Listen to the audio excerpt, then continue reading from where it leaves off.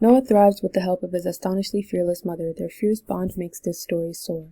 These are some words from People magazine for Trevor Noah's Born a Crime, an astute but comedic memoir published in 2016 about Noah's life living with his mother. Trevor Noah was born in 1990s South Africa in a town called Soweto. During this time was the era of white minority rule, and the all-white government in South Africa enforced the social-political system of apartheid, where the people of South Africa were racially segregated and laws were put in place to ensure this separation. One of these laws forbid interracial relationships. His mother, Patricia, was black, while his father, Robert, was Swiss-German. With Born a Crime, Trevor Noah recalls the many stripes of his illegality, being a mixed child born under apartheid, hence the title of the book. He faces an identity crisis, being unable to find his place in a separated society. He was feeling as if he was too white to be with the black people and too black to be with the white people.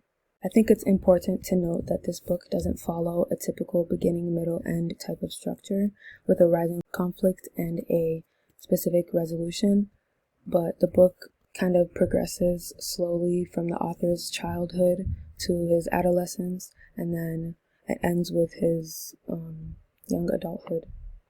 Patricia is the single most important character in the book. Her dedication to her Christian faith and her headstrong resistance to apartheid norms is what caused Trevor to look up to her as much as he does. She's described by many, including Trevor, as the book's real hero. Throughout the book and the many short stories in the book, Trevor includes multiple lines of advice given to him by his mother, like this one. Learn from your past and be better because of your past, but don't cry about your past. Life is full of pain. Let the pain sharpen you, but don't hold on to it. Don't be bitter. This is an example of a key theme in the book, problem solving. Taking us back to Trevor's internal conflict of identity, he learned to overcome this with just simply understanding how it works. He says language, even more than color, defines who you are to people. In South Africa, a person's appearance largely determines their rights and privileges due to the racial divides, but Trevor says if you can speak like them, you are them, and acceptance depends on whether or not you can speak a shared language.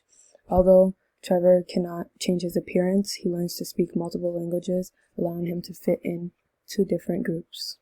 Since I'm going to be going into the events that happened at the end of the book, I want to put a little spoiler alert for anyone who wants to cover their ears. An external conflict that's introduced towards the end of the book was that of Patricia's relationship with her abusive ex-husband, Abel. He felt that she didn't respect him enough, and even when he hit her, in which nobody has ever hit her before, she still stayed with him not because she wanted to, but because she knew that the system was too corrupt to even attempt to help solve any of her problems. Even when he shot her twice, one in the lower body and one straight through her face, she pulled through with patience and understanding. She's a strong, strong woman. Another common theme throughout the book is education. Trevor's mother wants to prepare him for a life outside of apartheid, even though there was no guarantee that the end of the system would come anytime soon. In this quote, he explains her efforts to give him a good education. My mother had exposed me to a different world than the one she grew up in. She bought me the books she never got to read. She took me to the schools that she never got to go to. I immersed myself in these worlds, and I came back looking at the world in a different way. I saw that not all families are violent. I saw the futility of violence, the cycle that just repeats itself, the damage that's inflicted on people that they in turn inflict on others. These themes of education and problem solving bring me to the book's overall thesis. Family is the most important influence in a person's life, as it helps format how they are able to learn and grow while also building their endurance to adversities. And with this, I believe that the idea that Trevor Noah wants his readers to take away from the book's persuasive purpose, is that If you have patience and you think optimistically beyond your current situation, then you'll find yourself enjoying satisfaction no matter how the outcome turns out. And I think that's perfectly advocated with this quote from Trevor Noah's mom in chapter 5 that says, even if he never leaves the ghetto, he will know that the ghetto is not the world. If that's all I accomplish, I've done enough. Noah's writing style is very unique. He uses an enormous amount of dialogue in the book, some to display humor in an occurring event, and some to give the reader an idea of how a certain character speaks or acts. But a great majority of the dialogue in the book combines elements of emotion and insight.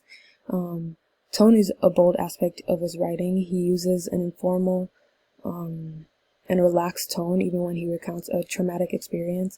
Dark humor is also something common throughout the book. He writes as if he's on stage giving one of his comedy stand-up shows, which he does for a living. Each chapter is prefaced with a brief commentary sector / prologue that provides cultural, historical, or personal context relating to the book's upcoming events. Although we don't have much in common, Noah's life story really intrigued me because upon opening the book, I associated the word apartheid with South Africa, not knowing a thing about how the system works and the effects. But after finishing the book, I feel enlightened, which is another thing about his writing. He feeds you the information and demonstrates his experiences in a way that makes you feel as if you were right there next to him. My mom did what school didn't. She taught me how to think.